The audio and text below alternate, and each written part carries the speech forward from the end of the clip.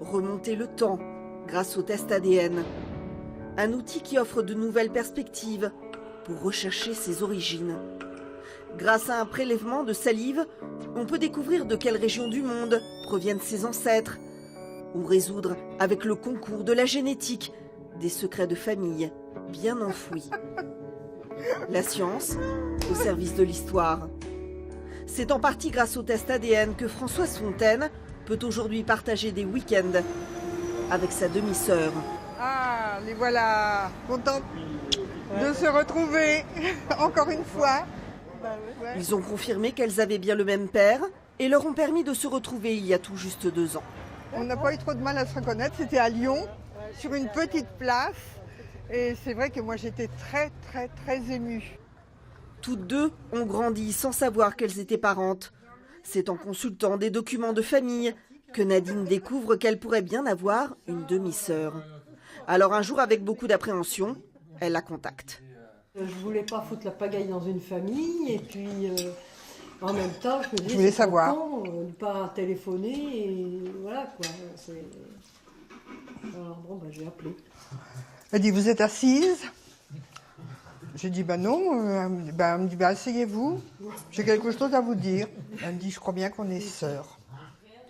Pour confirmer leur lien de parenté, les deux sœurs font des tests ADN. En France, ils sont interdits sauf décision de justice ou prescription médicale. C'est donc sur Internet pour 500 € qu'elles se procurent des kits de prélèvement auprès d'un laboratoire suisse. Les résultats sont tombés un mois et demi après et nous avons trouvé le temps très long. Oui. Et le résultat? Et le résultat positif. On a 1199 gènes en commun.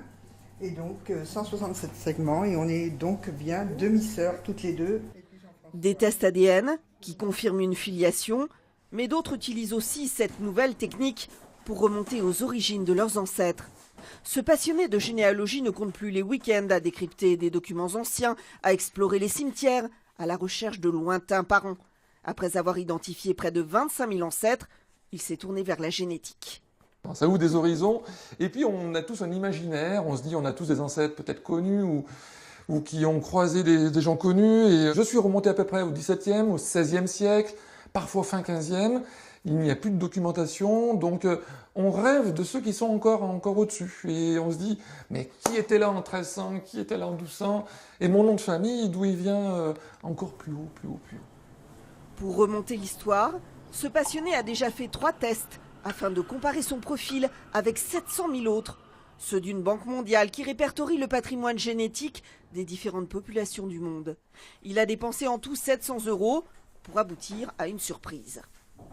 Je suis à 96% ouest européen, ça n'a pas été une surprise. En revanche, le test révèle qu'il y a 6% d'Europe du Sud, donc probablement de l'Italie ou de la Grèce ou des Balkans. Mais la grosse surprise, c'était qu'il y a quand même 2% de ma génétique qui vient donc du côté de l'Iran et de la péninsule arabique.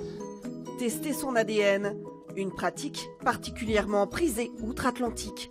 Certains affichent même leurs multiples origines avec fierté sur Internet, comme cette jeune Colombienne.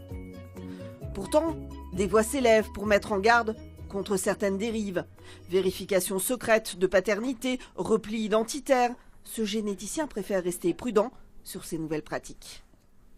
Je ne vois aucun intérêt particulier à légaliser ces tests ADN dits récréatifs et surtout en accès libre, sans conseil génétique, sans aide psychologique.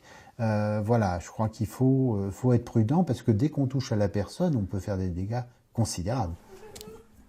Grâce à ses recherches, Nadine, elle, a agrandi sa famille. Ouais, il est mignon. Moi j'ai un faible. C'est un peu la savoyarde, tu sais, non? Ah oui? Avec celle de sa nouvelle demi-sœur. Papa et maman, évidemment, et puis à nouveau les grands-parents. À qui elle ressemble tant. La façon dont Nadine rigole, François, c'est un peu la même chose, euphorique comme ça, et j'ai dit, ah oui, il y a vraiment une ressemblance assez forte quand même. Je pense que il n'y avait pas de doute. On n'a pas regardé le test ADN. Allô? Hello. Le laboratoire suisse leur a aussi fourni une liste de personnes ayant un lien de parenté avec elle. Bonjour Loïs. Elles ont ainsi pu entrer en contact avec des cousins éloignés au Canada, comme Loïs. Une nouvelle famille et du temps à rattraper.